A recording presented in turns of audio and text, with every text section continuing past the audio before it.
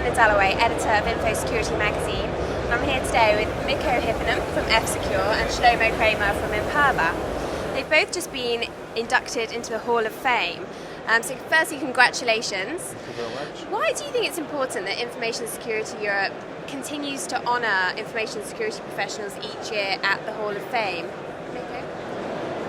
I think it's important that people who've done their life's work in a field get recognized. And when you look at people who've been inducted before, it's the people we look up to. And I'm really glad it's also a very international list of people. And I'm also very happy to be the first Nordic person to be inducted. Quite the honour. Yeah. Shlomo? No, I really hope that young entrepreneurs and information security professionals will look at this as something they will aspire to do one day themselves. So setting an example, I guess. Sure. And who would you like to see inducted in the future that hasn't already been? Perhaps next year you've got some ideas. That's a good question. The first people who come to my mind are old-timers in the industry, like John McAfee. But then again, he's under murder charges right now, so we can't do that. Other people who've been in the field for very long, like Kevin Mitnick. But then again, he used to be a black hat, so maybe we don't want to induct him either. So I'm going to name Brian Krebs. Brian Krebs has worked in the industry for very long and reporting about the industry for a very long time and does very good research into the underground. So, yeah, Brian. Brian Krebs. So, when I think about the people that should be inducted, I think about people that I worked with along my personal history in the last 25 years here. And I think I'll choose today Nir Zook, who I've worked with since the Army days, and one of the first engineers at Checkpoint, had a lot of contribution to the first generation network firewall, invented the intrusion prevention at OneSecure afterwards, and basically reinvented the network security market with Palo Alto Networks. Great. So you've both been honoured today for being stand-up information security professionals. What do you think it takes to be a good practitioner in the field in 2013? What are the key skill sets?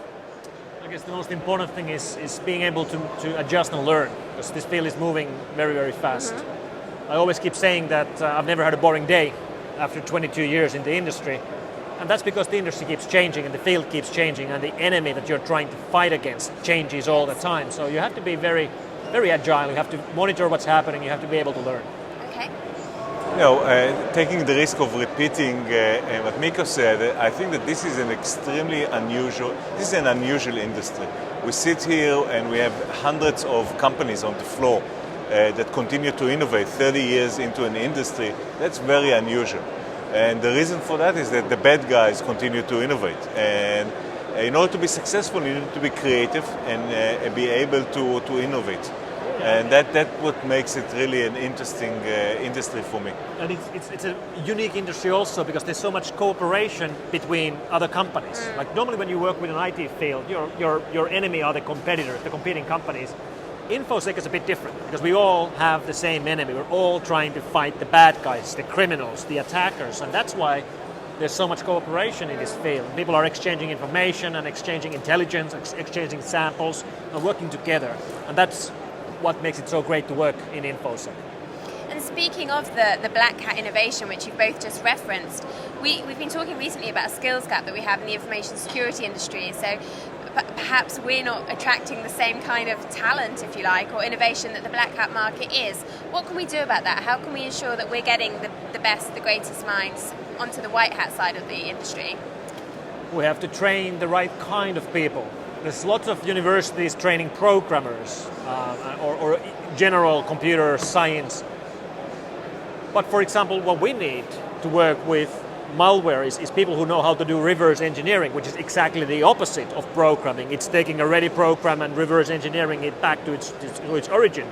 And that's not really being taught in any university, or there are very few places which do that. So the skills gap comes from the fact that while we are training people in the general field, we're not looking at the specific needs of the companies that are really lacking people right now.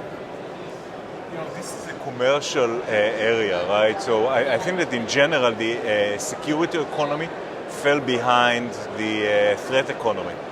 And there's a growing gap. When you look at an organization today, they spend on the same product they've spent 20 years ago, which means that they are not addressing the next generation threats out there.